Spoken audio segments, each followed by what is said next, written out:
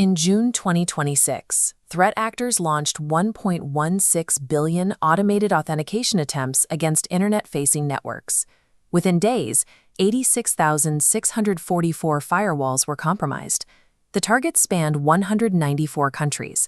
The highest concentrations of successful breaches hit enterprise and healthcare networks, environments where data value is highest and downtime is intolerable. Researchers discovered the infrastructure driving this campaign.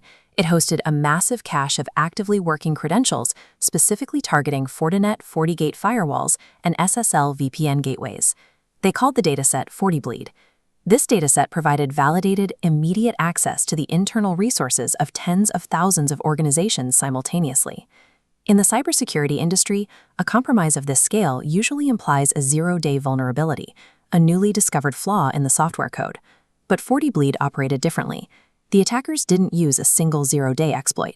There is no flaw in the FortiOS software, which means there is no patch you can download to fix the core problem. The campaign successfully bypassed security by targeting standard IT operational blind spots and legacy configuration management. By deconstructing the mechanics of the FortiBleed campaign, we can see exactly why standard firmware patching and strict password policies failed entirely to protect these networks.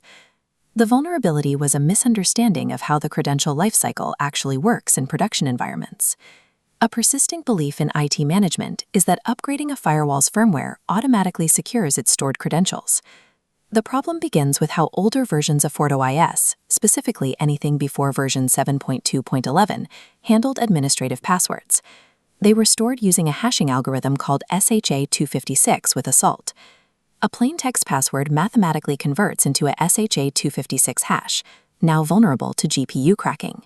Upgrading firmware to use the stronger PBKDF2 algorithm doesn't rehash existing passwords. The old hash remains. An administrator must log in to trigger the secure PBKDF2 transformation. Threat actors understood this gap. They gathered exposed configuration files from the internet, extracted these unupdated legacy hashes, and ran them through a dedicated 45 GPU cracking cluster. An IT team could deploy every required firmware patch, but if the administrators failed to log back in, those fully patched firewalls were left completely defenseless against offline credential cracking attacks. The second misconception is the reliance on password complexity. Security policies often mandate 25-character passwords to prevent brute force attacks. Yet inside the FortiBleed dataset, passwords exceeding 25 characters, complete with symbols, numbers, and mixed casing, were found entirely in plain text. These complex passwords weren't cracked. InfoStealer malware extracted them verbatim. Once infecting a laptop, the malware monitors the system, copies the plain text string directly from local memory, and automatically transmits this unencrypted data to an attacker database, completely bypassing the firewall's hashing mechanisms. Against modern InfoStealer campaigns, the length and complexity of a password are mathematically irrelevant if the endpoint capturing them is compromised. Once these credentials are stolen, the threat actors need a system to process them into actionable attacks. In modern cybercrime, this aggregation is known as a dump. It is a structured bulk dataset built by compiling InfoStealer logs, intercepted hashes, and configuration file leaks into a single, searchable repository. Stolen inputs flow into a central orchestration node, managed across 150 servers. This orchestrator feeds validated credentials into automated password spraying tools against global targets. Upon securing access, attackers deploy tunneling tools for persistent connections and map internal networks.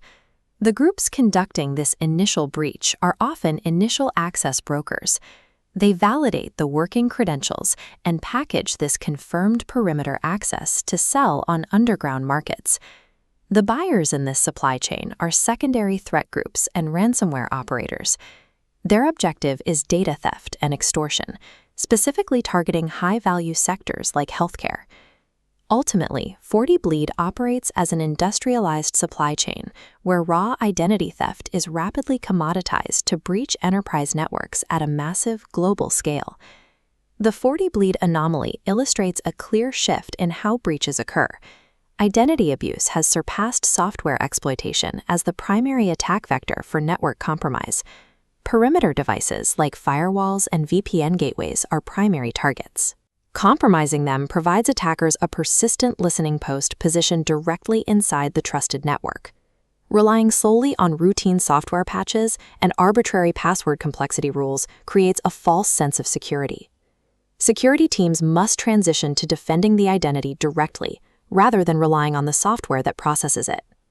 Securing Fortinet environments against this specific threat model requires immediate system-level action.